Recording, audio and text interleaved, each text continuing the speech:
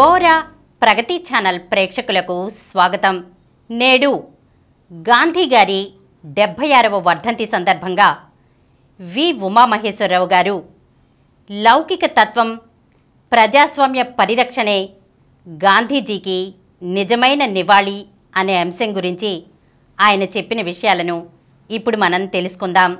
తాను సనాతన హిందువునని, నిత్యం భగవద్గీత పారాయణం చేస్తానని, దానిననుసరించే జీవితాన్ని మలుచుకున్నానని ప్రకటించుకున్న జాతిపితను 1948 జనవరి 30న హిందూ మతోన్మాది ఆర్ఎస్ఎస్ కార్యకర్త నాథూరాం గాడ్సే తుపాకీతో కాల్చి చంపాడు.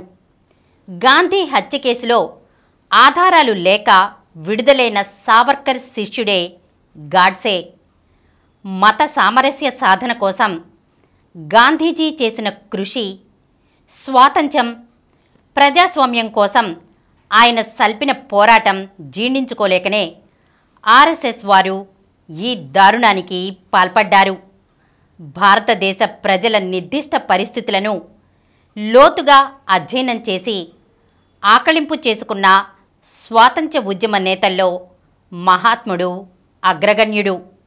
గాంధీ ఆర్థిక, సనాతన భావాల పట్ల విభిన్న దృక్కోణాలు చరిత్రకారుల్లో ఉన్నప్పటికీ భారతీయులందరినీ బ్రిటిష్ సామ్రాజ్యవాదానికి వ్యతిరేకంగా ఉద్యమ పథంలోకి నడిపిన నాయకుడు గాంధీజీ. తొలినాటి జాతీయోద్యమంలో సామ్రాజ్యవాదానికి వ్యతిరేకంగా విజ్ఞప్తులు, రాయబారాల ద్వారా రాయితీలు పొందాలని ఉద్యమిస్తుంటే గ్రామీణ, పట్టణ, దిగువ తరగతులను కూడా స్వాతంత్ర్య పోరాటంలోకి నడిపిన నాయకుడు ఆయన. ఆ మహనీయుణ్ణి హత్యగావించడానికి సిద్ధాంత పునాది కలిగిన ఆర్ఎస్ఎస్ సామ్రాజ్యవాదులకు మోకరిల్లింది. గాంధీజీ ఆ ధోరణిని ప్రతిఘటించారు. ఆ సిద్ధాంతవాదులే దశాబ్ద కాలంగా దేశ రాజకీయ అధికారాన్ని ఏలుతున్నారు. మరోసారి 2024లో అధికారానికై అర్రులు చాస్తున్నారు. ఇటీవల జరిగిన 5 రాష్ట్రాల అసెంబ్లీ ఎన్నికల్లో 3 రాష్ట్రాల్లో బీజేపీ గెలుపు ద్వారా తమ మతోన్మాద, మనువాద ఎజెండాని పూర్తిగా అమలు జరపాలని ఉవ్విళ్ళూరుతున్నారు. భారత ప్రజలు, సంపద సృష్టికర్తలైన కష్టజీవులు ఈ ప్రమాదాన్ని నివారించడానికి ప్రతినబూనాల్సిన సందర్భమిది. భిన్నత్వంలో ఏకత్వం కలిగిన దేశం ఇదని గాంధీజీ నమ్మారు. వివిధ మతాలున్న మన దేశం వైవిధ్యాన్ని పరిరక్షించుకుంటూనే ప్రజలందరినీ భాగస్వాముల్ని చేయాలన్నారు. మతం పూర్తిగా వ్యక్తిగతమైనదని, రాజకీయాల్లో, ప్రభుత్వ విధానాల్లో దానికి పాత్ర ఉండరాదని ప్రవచించడమే కాదు, ఆచరించారు. దేశానికి స్వాతంత్ర్యం సిద్ధించిన 1947 ఆగస్టు 14 రాత్రి గాంధీజీ స్వాతంత్ర్య సంబరాల్లో పాల్గొనలేదు. ఆ రోజు రాత్రి మత కలహాలను ఆపడానికి ప్రయత్నించారు. అంతకుముందు దేశ విభజన సందర్భంగా ప్రస్తుత బంగ్లాదేశ్లో ఉన్న నౌఖాలిలో హిందూ, ముస్లిం మతోన్మాద అగ్నికీలల్ని నివారించడానికి సత్యాగ్రహం చేపట్టారు. 1948 జనవరి 12న బిర్లా గృహంలో చేసిన చివరి నిరాహార దీక్ష కూడా మత సామరస్యాన్ని కోరుతూ చేపట్టినదే. మత సామరస్యం పట్ల, లౌకికవాదం పట్ల ఆయన అచంచల విశ్వాసాన్ని తెలియజేస్తుంది. కానీ హిందూస్థాన్ దేశంలో హిందూ జాతి, హిందూ మతం, హిందూ సంస్కృతి, భాషలు తప్ప భిన్నమైన వారందరూ జాతి జీవనం నుండి బహిష్కృతులవ్వాలని, భిన్నంగా ఉండేవారంతా దేశద్రోహులని 1939లోనే ఆర్ఎస్ఎస్ అధినేత గోల్వాల్కర్ ప్రకటించారు. నేటి పాలకులు దానినే ఆచరిస్తున్నారు. మత విద్వేషాల్ని రెచ్చగొట్టడం, జాతులు, భాషలు, సంస్కృతుల మధ్య వైషమ్యాల్ని రెచ్చగొట్టడం చూస్తున్నాం, అనుభవిస్తున్నాం. దీన్ని తీవ్రంగా ప్రతిఘటించాలని గాంధీజీ ఉద్బోధించారు. దేశ స్వాతంత్ర్యానికి పునాది హిందూ ముస్లిం ఐక్యతని గాంధీజీ చాటారు. నేడదే శిరోధార్యం. గాంధీజీ సామ్రాజ్యవాద వ్యతిరేకి. దక్షిణాఫ్రికాలో ఉండగా జాతి వివక్షతకు వ్యతిరేకంగా సత్యాగ్రహం ప్రారంభించారు. మన దేశంలో బ్రిటిష్ సామ్రాజ్యవాదానికి వ్యతిరేకంగా సంపూర్ణ స్వాతంత్ర్యం కోసం ప్రజల్ని ఐక్యం చేసి పోరు సల్పారు.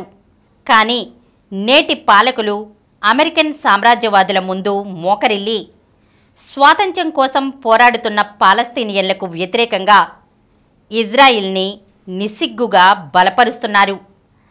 అమెరికా కనుసన్నల్లో భారత సార్వభౌమత్వాన్ని నీరుగార్చేలా వివిధ రకాల ఒప్పందాలు చేసుకోవడం, శాంతికి భంగం కలిగించే విన్యాసాల్లో పాల్గొనడం జరుగుతున్నది. స్వాతంత్ర్యోద్యమంలో ప్రజలు కాంక్షించింది ఇది కాదు. జాతీయ స్వావలంబన, ఆర్థిక స్వయం ప్రతిపత్తి కావాలని బాపూజీ కలలుగన్నారు. నేడు గాంధీ కలలుగన్న స్వావలంబనను నిర్వీర్యం చేస్తున్నారు. విదేశీ పెట్టుబడులు, స్వదేశీ కార్పొరేట్లపై ఆధారపడిన వ్యవస్థను నేటి పాలకులు నిర్మిస్తూ స్వయం ప్రతిపత్తికి తిలోదకాలిచ్చారు. ఈ విధానాల్ని ప్రతిఘటించాల్సిందే. దేశంలో అణగారిన బడుగు బలహీన వర్గాలు, స్త్రీల విముక్తి కోసం గాంధీజీ పోరాటం చేశారు. నాగరికతకు ఊరికి దూరంగా నెట్టబడిన దళితులు, బలహీన వర్గాలను, హరిజనులను జనజీవన స్రవంతిలోకి తీసుకురావడానికి సమాజం అంగీకరించేలా హరిజనోద్ధరణ, సహపంక్తి భోజనాలు పెద్ద ఎత్తున జరిపేలా సంస్కరణోద్యమం నడిపారు. స్త్రీలకు స్వాతంత్ర్యం ఉండాలని, స్వాతంత్ర్యోద్యమంలో వారు భాగస్వాములు కావాలని సబర్మతి ఆశ్రమ ద్వారాలను వారి కోసం తెరిచారు. అంతేకాక దేశ భవితలో వారు భాగస్వాములు కావాలని ఆకాంక్షించిన సంస్కరణవాది గాంధీజీ. బలవంతులకు ఎన్ని అవకాశాలుంటాయో అన్ని అవకాశాలు బలహీనులకు కూడా ఇవ్వాల్సిందేనన్నారు గాంధీజీ. రాజకీయ అధికారం ప్రజల జీవితాల్ని అన్ని రంగాల్లో అభివృద్ధి పరచాలని, జాతి జీవనంలో అందరికీ సమప్రాధాన్యత ఉండాలని, దేశానికి ప్రజలే అధిపతులుగా ఉండాలని, తదనుగుణంగా రాజకీయ వ్యవస్థ రూపొందాలన్నారు. ప్రజల స్వయం ప్రతిపత్తి, పరస్పర సహకారం ఆధారంగా ప్రజాస్వామ్యంలో అభివృద్ధి ఉండాలని ఆకాంక్షించారు. ఇవే మన రాజ్యాంగంలో పొందుపరచబడిన అంశాలు. కానీ నేటి పాలకులు పటిష్ట నిఘా పర్యవేక్షణలో నిర్మించామని చెబుతున్న పార్లమెంటు భవనంలో అగంతకుల గలభాపై చర్చించడానికి, ప్రజలు ఎన్నుకున్న పార్లమెంటుకు సమాధానం చెప్పడానికి ప్రధాని, హోంమంత్రి సంసిద్ధత వ్యక్తం చేయలేదు. పైగా దేశ చరిత్రలో ఎన్నడూ లేని రీతిగా ఈ విషయమై చర్చ జరగాలని కోరిన 146 మంది ప్రతిపక్ష పార్లమెంట్ సభ్యుల్ని ఏకపక్షంగా సస్పెండ్ చేశారు. బ్రిటిష్ వారు ఆనాడు తెచ్చిన రౌలత్ చట్టానికి వ్యతిరేకంగా తీవ్ర పోరాటం చేశారు గాంధీజీ. వాక్సభ, పత్రికా స్వాతంత్ర్యాలు, భావ ప్రకటన స్వేచ్ఛ ప్రజల హక్కన్నారు. కానీ నేటి పాలకులు పార్లమెంట్ సభ్యుల్ని సస్పెండ్ చేసి ప్రతిపక్షాలు లేకుండానే వ్యక్తిగత స్వేచ్ఛను, వాక్సభ, పత్రికా స్వాతంత్ర్యాలను నిర్వీర్యం చేయడానికి వీలుగా సిఆర్పిసి, ఐపిసి, ఎవిడెన్స్ యాక్ట్ లాంటి 18 నిరంకుశ చట్టాలు ఆమోదింపచేసుకున్న తీరు భారత ప్రజాస్వామ్యానికి పట్టిన దుర్గతిని తెలియజేస్తుంది. గాంధీజీ రాష్ట్రాలకు, స్థానిక సంస్థలకు స్వయం ప్రతిపత్తి, అధికారాలు, నిధులు ఉండేలా గ్రామ స్వరాజ్యం రావాలన్నారు. కానీ రాజ్యాంగంలో ప్రకటించిన రాష్ట్రాల హక్కులపైన, స్థానిక సంస్థల హక్కులు, అధికారాలు, నిధులపైన నేటి పాలకులు దాడి చేస్తూ గణతంత్ర రాజ్యం స్థానే ఏకస్వామ్య పరిపాలన, ఏక పార్టీ, ఏక వ్యక్తి పాలనా దిశగా సాగడాన్ని సహిద్దామా? దీన్ని నిలువరించకపోతే ప్రజాస్వామ్య మనుగడే ప్రశ్నార్థకమవుతుంది. నిరంకుశత్వం రాజ్యమేలుతుంది. నేడు దేశం కార్పొరేట్ మతోన్మదుల చేతుల్లో చిక్కింది. దేశ పాలకులు దేశ స్వాతంత్ర్యానికి, ప్రజాస్వామ్యానికి, లౌకిక తత్వానికి, సామాజిక న్యాయానికి, ఫెడరలిజానికి, స్వయం ప్రతిపత్తికి ప్రమాదం కొని తెచ్చారు. ఈ విధానాలకు వ్యతిరేకంగా మహాత్ముని ఉత్తేజంతో మరో స్వాతంత్ర్య పోరాటానికి పూనుకోవడమే 76వ వర్ధంతి సందర్భంగా ఆయనకి మనం అర్పించే నిజమైన నివాళి. ఈరోజు మనం లౌకిక తత్వం, ప్రజాస్వామ్య పరిరక్షణే గాంధీజీకి నిజమైన నివాళి అనే అంశం గురించి తెలుసుకున్నాం కదా. మరొక అంశంతో మళ్ళీ కలుద్దాం. ఈ కార్యక్రమం మీకు ఎంతో నచ్చింది కదా.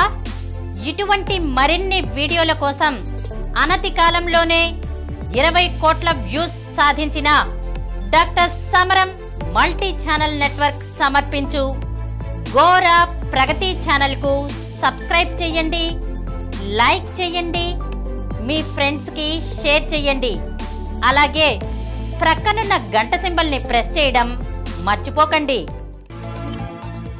Please download Samaram multi-channel app and watch your favorite channels from your mobile. App available on Google Play Store and subscribe to the channels.